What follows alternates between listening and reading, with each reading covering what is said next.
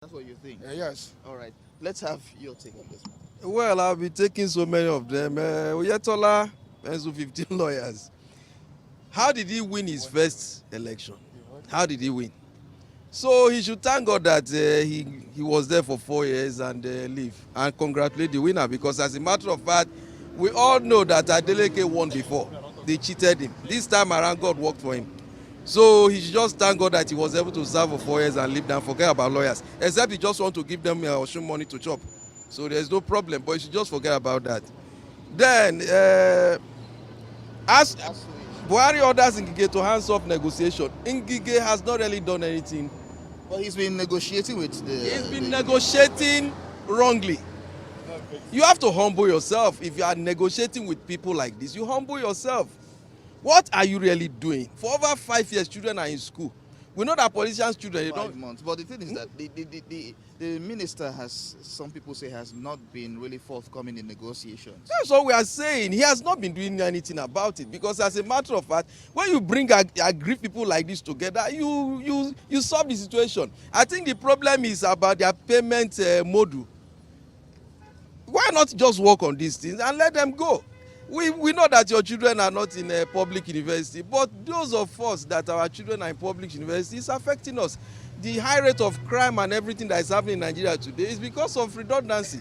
These children, they can't, nobody is employing them, because when they go look for a job, they tell them, well, ASU is on strike and you are looking for a job. If we employ you now, after 2 months, you go away. So they are not employing them, and so many things are happening. So let them work on this thing. Pay them the money and let them go. If you don't have the money, negotiate with them, sign a permanent agreement and see how this thing can go. Okay. Then the next is this NNPC. Yes. NNPC changing from corporation to limited liability company. I don't know what they are after, although I heard that electoral law has been signed, blah, blah, blah. But NNPC has not really helped Nigerians at all, at all. Compare NNPC to the oil company of Saudi Arabia. You will understand that NNPC has not helped us at all. What happened to our refineries? What happened to all these things? So these things has become a problem. Any incoming government should do something about NNPC, whether it's to even sell it up completely and let Nigeria be rejuvenated, let our oil industry be rejuvenated. That is what I have to say. Thank you. So let's have more reactions to this. Let me have your reaction. No, I'm not going anywhere. I'm here with you. No, read this.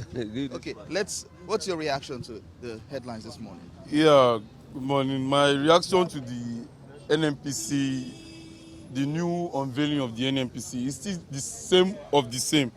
They're supposed to build new refineries. What happened to the Port Harcourt refinery, the Warri, the one at Kano, or Kaduna refinery? So they're supposed to make it work. You understand? Instead of paying subsidies now look like a scam. Nobody now believe in the system anymore. So for them to be repackaging and rebranding the NNPC, I don't think it's just same of the same. We are tired of NNPC. We are a oil producing nation, and yet we are suffering. Fine, we understand that our rate of our fuel is still cheaper to other countries, but still yet, okay, look at this too. It's too expensive. Do you understand? They need to do something about the NNPC. It's like a scam now. We don't understand anymore. Rebranding NNPC, rebranding it. They need to do something. All right, so let's have your reaction to the headlines this morning. Looking at the headlines spread across these newspapers this morning, ASU strike, NNPC, Osun election. What's your take? Firstly, I would like to talk about the ASU strike. Because I could remember when I was in university, some couple of years, my first year in university, I spent 6 months at home. Being the 6 months at home? At home, yes, being the first fresher. So, at the government of the day, the expectation from we masses from them is that they should try their possible best to look at ASU strike as an important thing. They should call them to round table. They should negotiate in a proper way, so that at the end of the day, our student that is at home, they can be able to know that, okay, my 5 years course should not be more than 5 years. 3 years should not be more than 3 years. 4 years should not more than 4 years. spending 6 years, 7 years in university. At the end of the day, when you now get to the labor market, they will not be requesting you that you should not be more than 23 years of age, which is detriment to the to the side of the students. So that is my take on that. But for the other one, the NNPC issue, as they rightly said, is a scam. Because I don't know the reason why, where we are the one that is producing the diesel, the oil, and the rest of this thing. How can we now be paying expensive? You can see, as he already said, diesel is now, I bought it yesterday at 820 from, yes, per liter, from 200 to 820. Can you just imagine? Now, if you want to go out, if you don't have like 4,000 naira, maybe you are coming from Ikorodu, you are going to, what is it called, Orile, you have to have like 4,000 naira with you, through and flow. I don't know if you, when you now reach home, you now be, saying story. This is not unfair. The masses is crying. They should please assist us. They should please help us. All right, so let's take more reactions now. Look at the camera. I don't want to talk much about all this headline, but my own opinion, I want to say my own opinion. My own opinion is that why is it that other countries that black are dominating are not ruling themselves? Well, is it that the blacks in other countries, they are incapable of ruling themselves? Because when you go across African countries where blacks are ruling themselves, they always remain they always remain undeveloping. I don't know why. And here in Nigeria, I believe that no matter the president that will emerge, I believe that Nigeria can never be fixed. Why do you think so? Why I say so is that if we accept, we come to round table and we practice the true a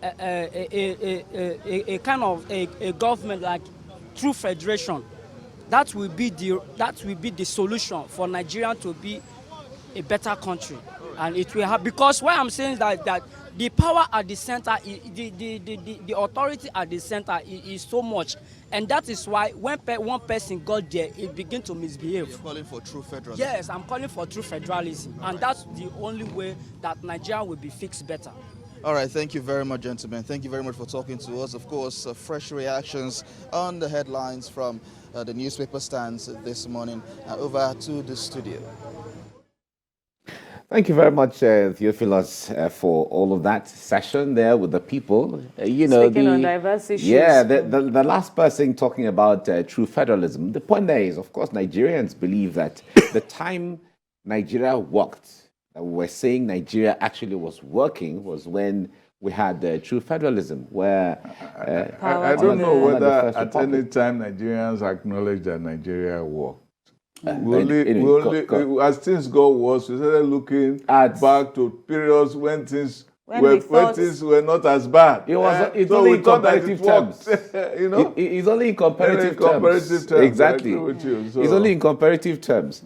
At least people had some level of satisfaction knowing that, okay, if you're from the southeast and then you're going to trade in certain commodities, you knew what the commodities were. The same thing in the southwest and the same thing in the north. It was Nigeria was heading somewhere. They call it memories of the good old exactly. days. All right.